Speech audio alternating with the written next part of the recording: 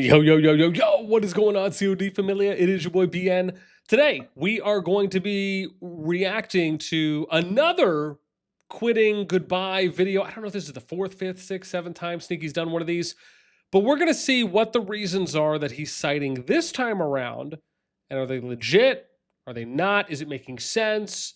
Is it not? We'll see. As always, if you enjoy, make sure you throw us up. Because that was a lot. Thanks. Here we go. To begin, I need to play this one clip from Echo Gaming because it's going to set the stage of what exactly today's video is about and my thought process. I really love what I do. But one thing that I can't do anymore, that I kind of made a soft promise that I have to go back on, is I cannot cover Clash of Clans on this channel anymore. These videos are tanking very hard. They're expensive to make.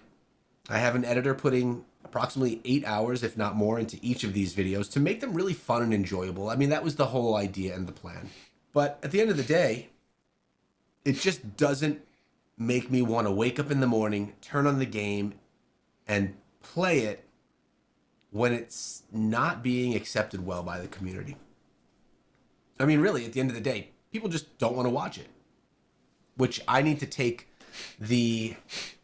I need to be able to see that as a content creator and say, man, if no one wants to watch this, why the hell am I going to keep making it?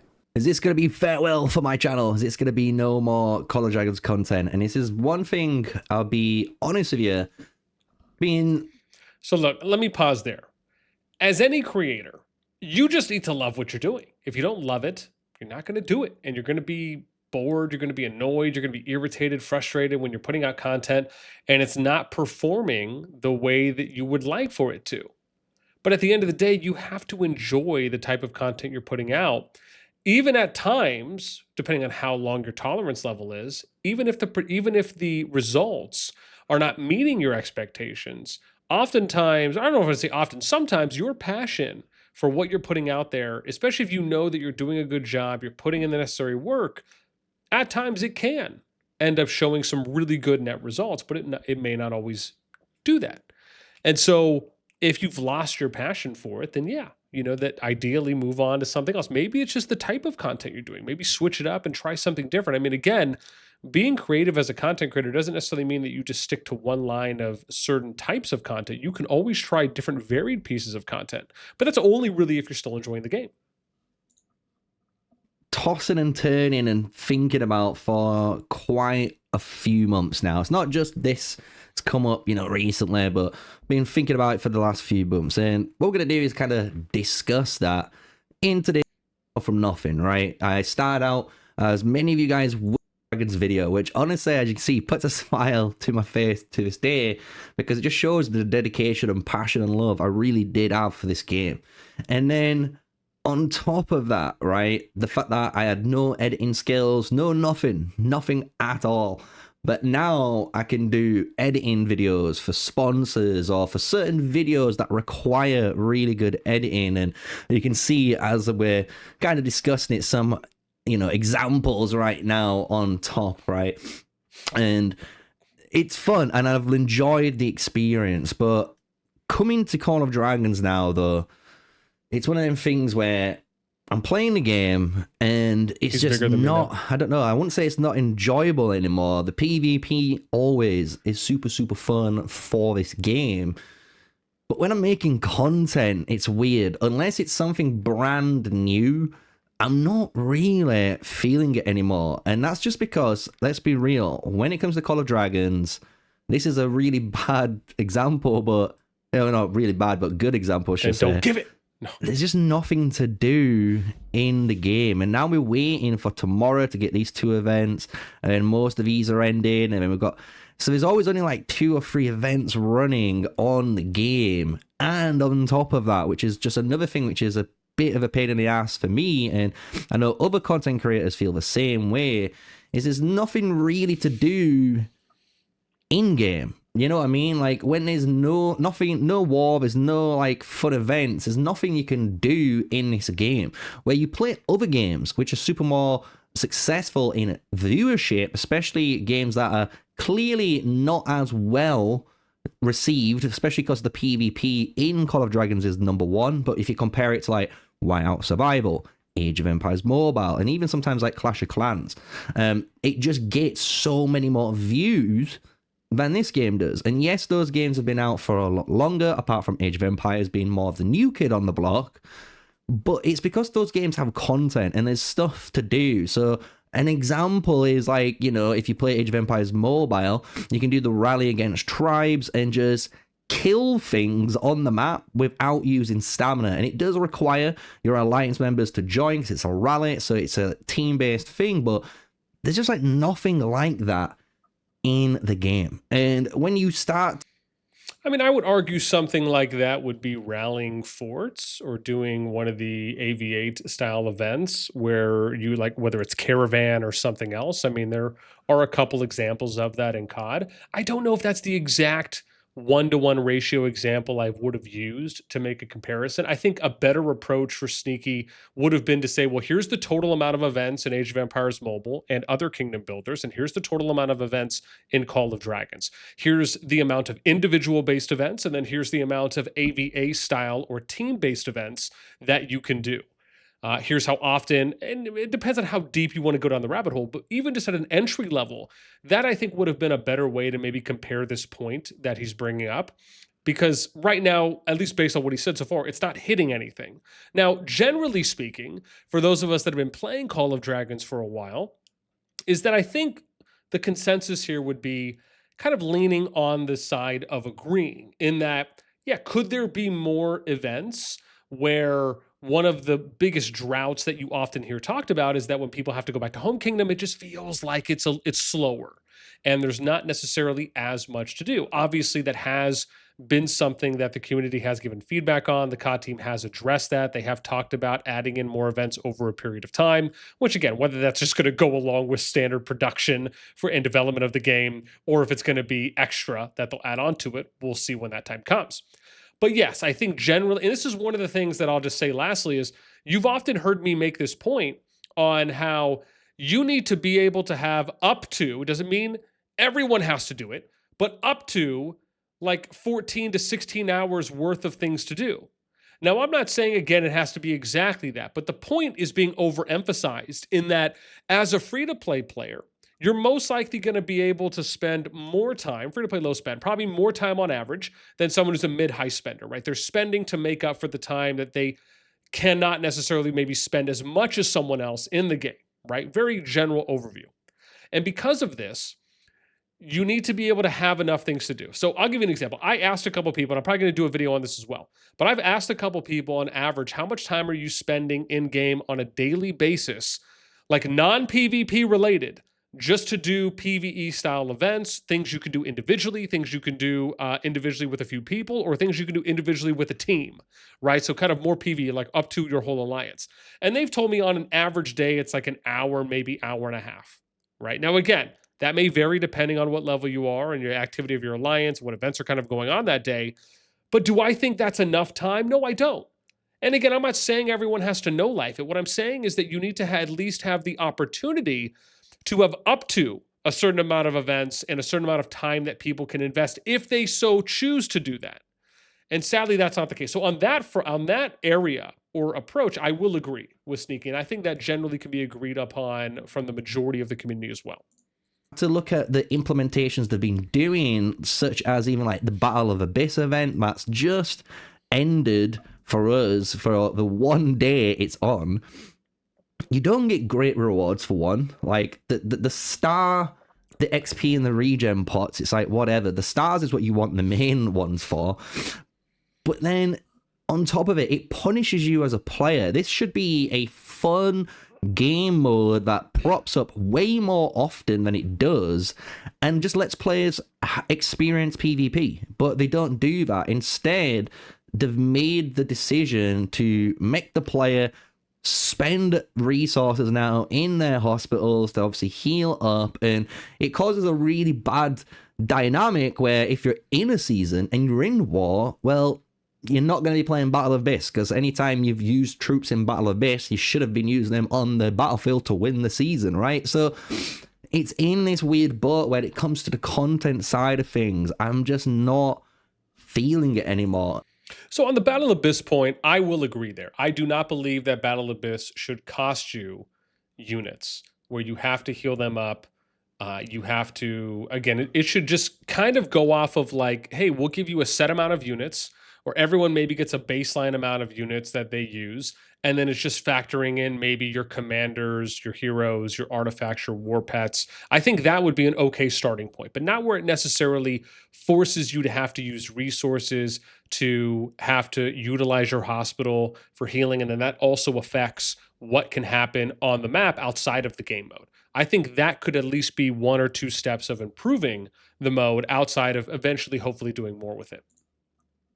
And I am excited, as many people are, with the new season introductions. The new behemoths is exactly what I've been asking for the longest of times. And you guys were saying, oh, this isn't possible. They can't make a boss that's almost as complicated as a WoW one. But here we are. We've got movable stages, different tasks and pillars to do while we're doing the stone golem, and even how the shadow dragon has multiple elements and it can do all sorts of stuff by even pulling your units back in time. So for all of those haters out there, I just want to say, I told you so. But at the same time, it just feels too late. And the more I'm looking in Call of Dragons. So I will say this, right? I do somewhat agree on him saying that it is late. And not late as in, oh, everyone just needs to run away from the game, but late as in the expectation that was set and met very late. The fact is that at the moment, the Sentry Behemoth, and we'll see how the Shadow Dragon plays out, but the Sentry Behemoth probably is the most objectively, tactically enjoyable and fulfilling Behemoth raid in the game right now. And it's not to take away from maybe some of the other Behemoths, because I think some of the other raids can be enjoyable. But again, back when I played them in Season 1. However, I got to give some context. However, watching the Sentry raid, it was super fun. It was very enjoyable. And I thought that there was a lot of multi-layered strategy that had to be applied because of the multiple different mechanics, tactical mechanics, and kind of CC mechanics that the Sentry was using. And comparing it kind of like a WoW raid, I mean, yeah, I would argue it's probably the best Behemoth raid, as I said. Now, like I said, we'll see how the Shadow Dragon plays out, but also, probably which is a bigger point, is the Sentry Behemoth is the first actual new Behemoth, not like a variation of another Behemoth, not like they did the Flame Dragon, the Frost Dragon, or how they did the regular giant, and they had the Frost Giant Behemoths, right? The Sentry Behemoth is the first new Behemoth, like a really truly new Behemoth and unique Behemoth within 2 years. At least from what I can remember, I should say. So again, on that front, I agree. It is very late when you think about this introduction of new, and we're not saying you need to have 20 new Behemoths a season, but could we at least argue 1 brand new Behemoth a season? I think that is within expectation, especially with how long the seasons have been taking to come out, from how many 1 plus pluses we've had to do before Season 2, and then how long it's been from Season 2 now to us finally getting Season 3. I don't think it's within the realm. Like, again, I would have loved to see a brand new Behemoth in Season 2. That didn't happen, but we did get one in Season 3. Again, if we're averaging a new season a year, I don't think it is unrealistic to expect a brand new unique Behemoth per season. It's just like, it's the same thing over and over again. Where's the dwarfs? There's no dwarf faction. When's it coming? I don't know. Is the next faction going to be the Draconians? Because we've started seeing already 3 different heroes in development, basically, and being showcased off. And one of them's in game already, being Mu Hasang. Is Draconians going to be the next one? And we're not going to get dwarves until after? Who knows? On top of that, skill lock. This one feature everyone's been waiting for since they screwed over every single person. With the way the whole star system works now, you can't obviously fix heroes. You have to do what I'm doing. So if you get a brand new hero, you want to only 2-star him or 1-star him to get the first skill done, and then the second skill. And technically, if you're using like Magrat, you'd only 3-star him to get this one done. It is what it is, right? And it's just, to me, not. Okay, so the faction thing, I will say this. I guess it really depends on how do you feel about it. Because for me, on one end, I just don't care. Like, I don't think it's if you told me, is this a make or break thing? I do not think it's a make or break thing for the game. Would it be a nice to have? Absolutely. You could sell me on that all day long. Now, depending on when they announced it, which I believe has been a while now, I don't know if it's been a year or a little bit less than that. I'd have to go back and look. However, yes, they have talked about adding a new faction. Would it be nice if we maybe hear something on the second anniversary update and patch notes, and what if they end up doing a new development video, etc., or kind of like a future what's to come in the future video? Yeah, that'd be great to hear. I think that it needs to happen, as far as we do absolutely need to hear something about the new faction, only because of how long it has been so far. It would be different if they never announced that they were going to do a new faction, then all of a sudden it's like, oh, hey guys, we have this new faction, and they just kind of like surprised everyone, right? It wasn't like something where they were building up. I think the problem is that when things take too long to develop and you give people these hints, and let's say you tell someone, hey, this is the new faction that we're going to be working, we'll share more information, and then it's like 6-9 months down the road, and the next update you get is, oh, we're still in development. That, I think, is where you get this kind of like frustrated and almost deflated feeling of like, man, it's like you hyped us up for that reason only to keep moving the goalpost. So yeah, I will agree there. Now, on the skill lock issue, to be honest, this is not a big deal for me. And I don't, and when we look at the big scheme of things, right? Because obviously, if you just unlock all your skills, it's going to upgrade them at random. If you upgrade them one at a time, it's only going to, or sorry, if you unlock them one at a time, it's only going to upgrade the one that you have unlocked, right? So if you get 1 to 5, the next one you unlock, which is your second skill, you can work that up to 5, and then you do the third one. However, if, for example, let's say your priority for skill order is 1, 3, 4, 2, then yeah, you're probably going to have to unlock the first 3 skills, level that up until the third one's at 5, hoping that hits 5 before your second skill does, and then you unlock the fourth one. So, but however, I want to point out, this is like not the end of the world or a make or break. Now, yes, would it be nice if you could manually upgrade the skills that you would like to in your own order? Absolutely. No one is disagreeing there. And to me, it, again, people call it skill lock. I just say it's, let me choose what skill I want to upgrade in the order that I want, right? But again, this has been the way it's been for a while. Again, even Rock had this for a number of years. I can't recall if Infinity Kingdom had this at all. And CoD has had this, right? This has just kind of been how it has been in a number of Kingdom builders. And I'm not going to say all of them. But yeah, so I understand. People would rather have the option to do that. I'm all for that. Do I think it should be in the game? Yes. But it's not a make or break as an, okay, if this is not it, I'm going to quit. Not good enough anymore. And I'm excited about some of the changes. And I think you guys are too, including the fact that Mu Hasang is an epic hero that can transcend into a legendary hero. I love that, and I hope to God the devs obviously introduce it to the other faction-based heroes, because I do think in the long run Mu Hasang would be the starting hero for the Draconian faction when it comes, and it would make sense. And if there is, the other heroes need that transcend too, and it would be really good for progression in the game, and it would be good content. But apart from that, guys, let's be real. The game, to me, just isn't what it is anymore. It's not fun. And then there's other stuff that's added in too. So let's get a little bit more personal now, because we've talked about the game, and you guys are probably understanding, okay, he's got some points. There's a lot more points, to be fair, but I don't want to make this video over an hour long, right? Maybe someone shouts me out. Maybe BN watches the video and he goes, you know what, Sneaky, let's have an interview. Let me ask you some questions. I'll answer them, right? But then there's other things. You know what, Sneaky, let's have an interview. I'll ask you some questions.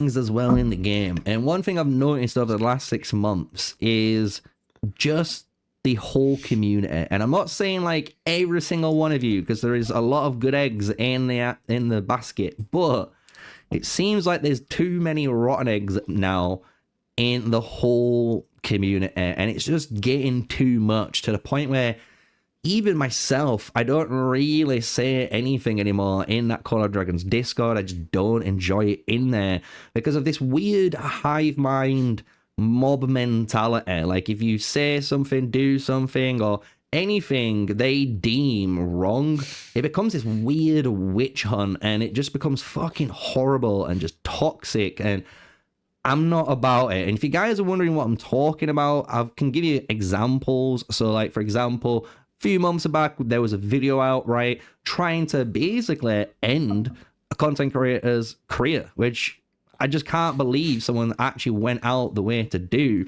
Don't get me wrong, when they were asking me about it, they was asking, how would you do it? I give them obviously pointers and explain to them, if you're going to do something like this, you need to have concrete evidence. But when it came out, I did not want to be associated with that, because it was one of them things where there was such a stretch of drama from one person and trying to associate this person with that person.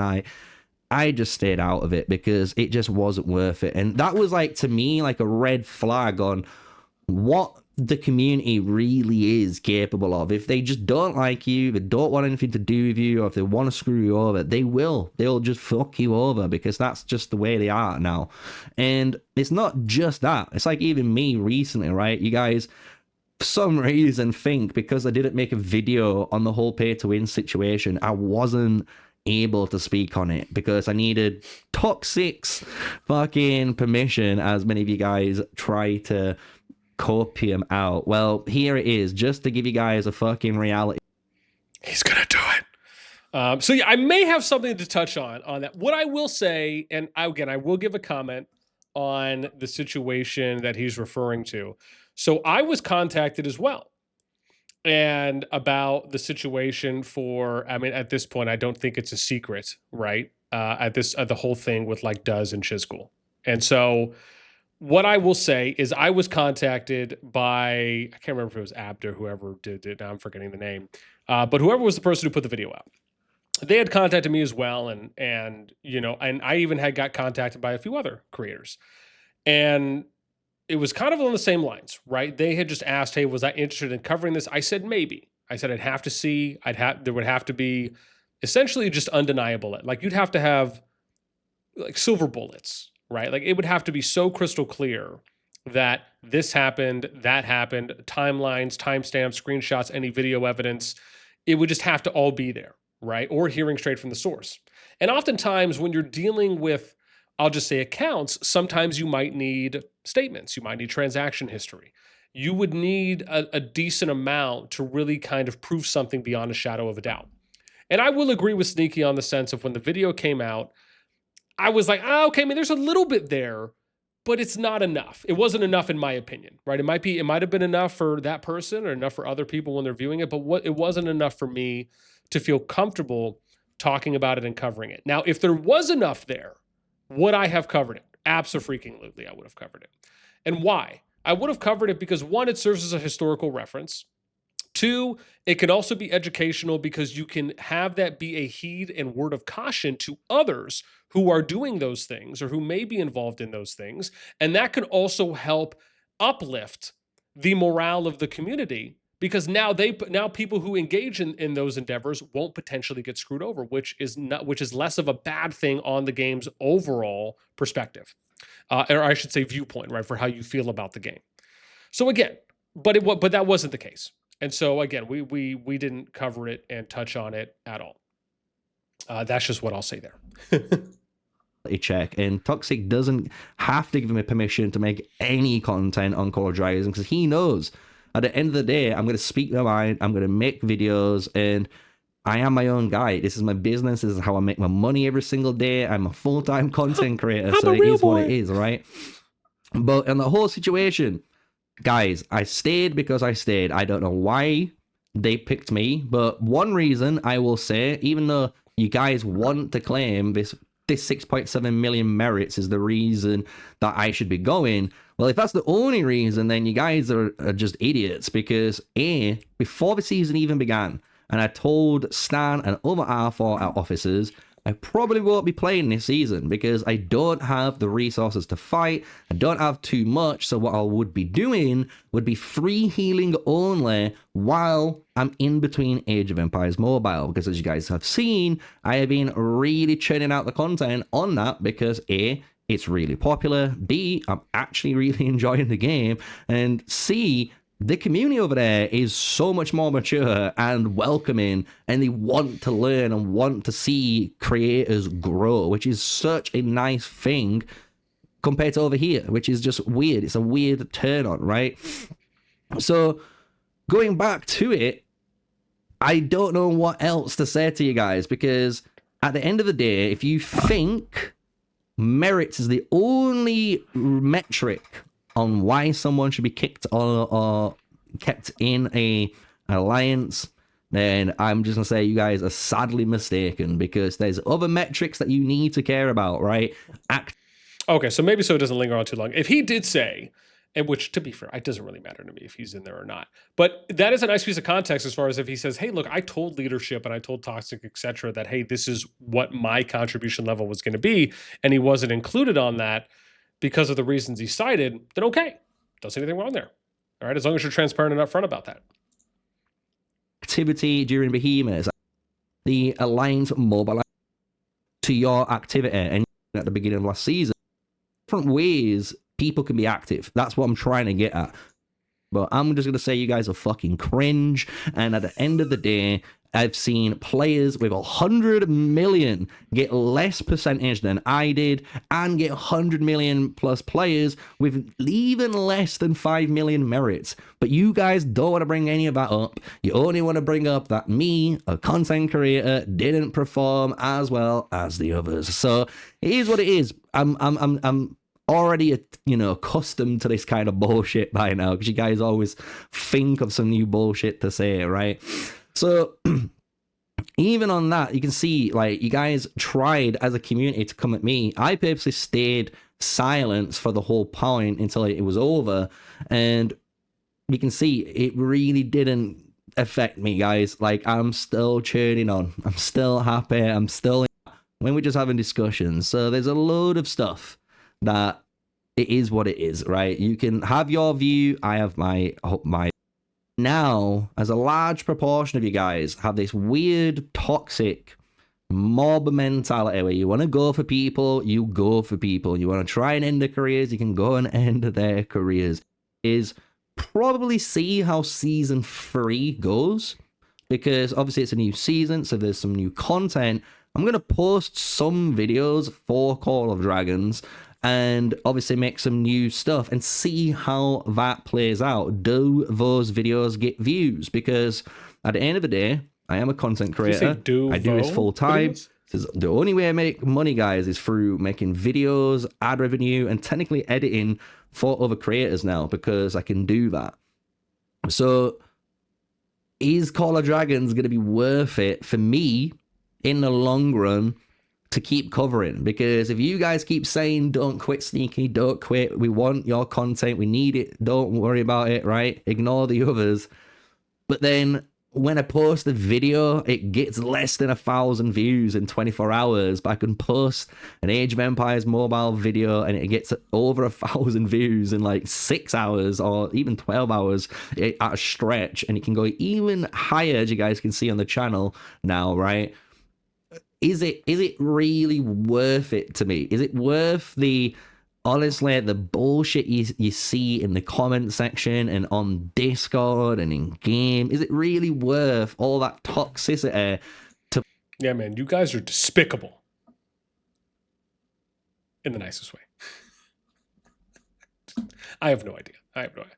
I wish he would have screenshotted some comments, dude. That would have made this better, is if... Well, I shouldn't say better or worse, but I think that would have helped it if he would have like edited as he was talking about this, and then like you just saw like one comment pop up, another comment pop up, something else pop up, right? And then to kind of showcase that, again, just for the average viewer who may or may not know, because again, I don't really pay attention to those types of things, so I wouldn't know how many comments are being said like that or not, towards Sneaky or others. To post videos on a game that at the moment just isn't being demanded. Let's be real. People do not demand Call of Dragons videos. It's just, it is what it is. The game is in the state it is through decisions over the last couple of years that obviously ain't to the beneficial of us players. hence why players have quit, and more players have quit than joined the game, hence why the reduction of players overall that's in.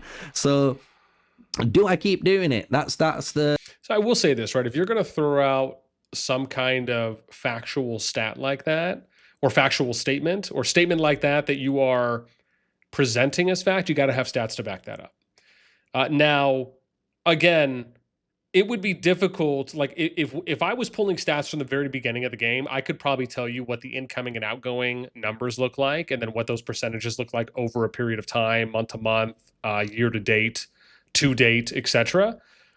I don't know if that's entirely accurate. I mean, I guess you could say that over the period of time, if you think about the total amount of downloads versus the current concurrent players that are playing right now. But again, I don't know if that's really an accurate metric, because you're always going to have people that download and just try it out, but they're not really going to stick with it.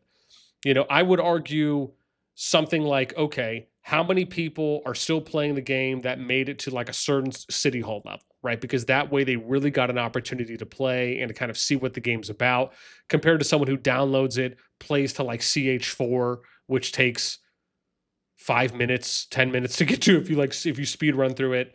You know what I mean? And then they just stop.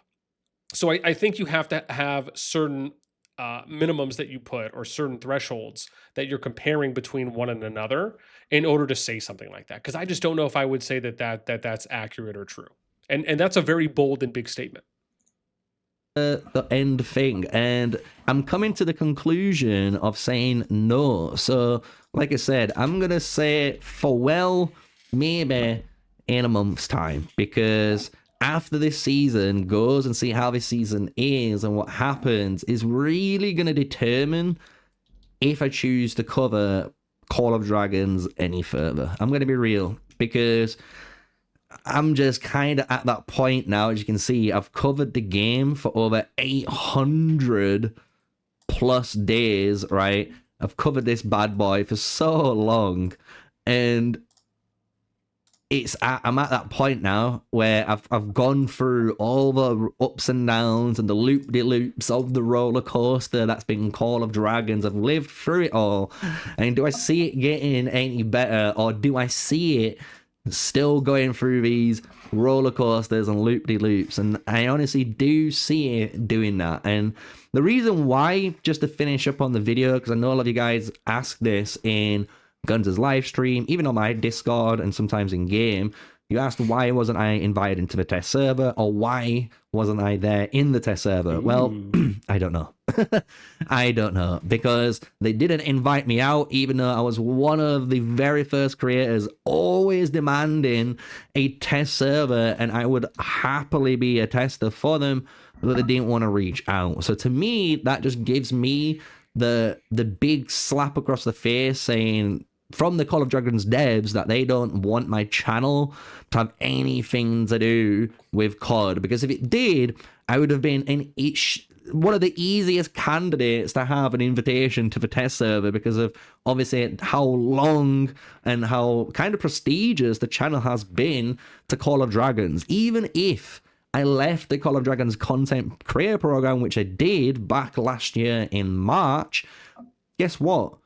I'm still, for that last year, been covering Call of Dragons while other games and other sponsors and getting by, right? So it is what it is. And we've grown to 10K now. And I want to say thank you to all of the Call of Dragons fans, all of the Age of Empires fans, all of the different fans from all the different games I've technically covered over the last year. That's grown the channel from around 3,500, 4,000 subs all the way past to 10K now. Like, thank you, because without you guys, I won't be able to do this, right? Crushing. It's one of them. So now you know where my mind is at. Now you know why I haven't been posting Call of Dragons content, really, and where my headspace is, especially when it comes to Call of Dragons. So who knows what season 4 has. So what I will say there on the test server is, from what I understood, is that they were just inviting people that were content creators or maybe kings or queens. Again, I only heard about content creators, so I don't know if anyone that was not a content creator or on the CC Discord if they got an invite. Just because I didn't go through and audit everyone. That would be the only thing I would say there, is as far as why Sneaky and or anyone else may not have got an invite to it. In store for everyone in this Rise of Dragons. Hopefully it's going to be a good one, because obviously we've got Falgrim and Sybil that I'm looking forward to unlocking. And just to kind of show, I have been prepping 100 forge and get the heroes and get the artifacts and use them. So I am still excited for some of the new stuff, but at the end of the day, I have to think long term about the channel. I need to think about what's best for me, and at the moment covering other games has been the solution, and getting sponsors for different games has been a better solution, even to the point where now I'm considering making a second channel dedicated to a brand new game to cover that I've never played before, but I'm already enjoying that experience more than I am doing this CallofDragons one. So who knows? Who knows what the future holds? At the end of the day, I think no matter what, I'll be real, I'll still play the game. I think I'll still play the game. You'll probably still see me in the battlefield no matter what, and you'll still see me popping up in Guns' live stream because he is my boy, and I'm not going to talk about the situation with him and partner because I would go on for another 10 minutes easily for that, but he's my boy, so I'm always going to turn up no matter what, however big we grow, if it's 10k, 20k, 100k, a million, who knows, because I have that ambition to grow the largest mobile gaming community here on YouTube, and have this amazing community. All of you guys are welcome. Call of Dragons, Age of Empires Mobile, Watch of Realms, Raid Shadow Legends, Godforge, all the new games that might come out in the next few years, who knows, right? But all of those games are welcome in the Sneaky community. So for now, hopefully that answered a lot of your questions. And if it didn't, put them in the comment section down below, and I will try my best to answer any of the questions. And if, I don't know, there's a content creator out there that wants to make a free video just to hit the daily quota, I'm happy to answer questions, because I know what the grind is like for this game. You need it, right? So until then, guys, until the next video. Yeah, I mean, listen, I do want to read through some comments here in a sec, but what I will say on this at the moment is, you know, my thoughts at the end here, and these are things that I've shared before about, you know, kind of how Sneaky feels about like the game, the presence, the awareness, the attention, the views, etc., engagement, the list goes on. I've talked about this, and I've even shared a big post that I wrote for kind of my 2-year recap in the content creator program. A part of that I have shared with people on what the opportunities are for creators in the space, and how I have always felt that the COD team can just do so much more than what they're doing now. I will say, and as I said during the live stream for the test server 30 versus 30 exhibition match, is I did feel that that was a nice step. It wasn't a super big step, but I did feel it was a nice step based on what we've had for the past 2 years. It was a nice step in a positive direction because, one, they promoted creators, 2 or more in a single post, and they did 2 of these posts, one on Discord, one in-game, and one on the Facebook. So I guess 3 technically. And they provided links to the creators' channels. They, again, gave some awareness out there to them. That I thought was a nice first step. I do think there can be a lot more that they can do, but it was nice to see something like that being done, along with the private access that we got to the test server to kind of be able to showcase and show that off to the community first, whether that's doing content video production or making videos on it and or streaming. And so again, those 2 things I felt were good steps. They were nice, good steps. And hopefully they'll continue to do more of that, because the way I have always viewed it is that if the game and the COD team was promoting creators in more versatile ways and more consistently from the beginning, you could have creators that would have been bigger than they are now, and potentially could even be making a living from doing creation, which would allow for them to reinvest their time. I mean, a great example is you look at someone like Chizgul. He started out not making a living doing Rise of Kingdoms content eventually because they invested. I have to imagine they promoted him a lot more than the people in COD have been promoted, respectfully, of course, just comparing the two. And he was eventually able to get to a point where he was making a living from doing rock content. Now look at how much more content. I mean, compare the content he was doing before he was making a living doing rock, and then how much more frequently he was doing it, maybe the quality, the production, doing more live streams. All these things are possible where creators can invest more into the game, right, from these things. So again, I will agree to a point there because these are things that I've touched on before. Okay, I'm just curious. Let's read some comments real quick before we round out. Which sucks, it kills every game in the end.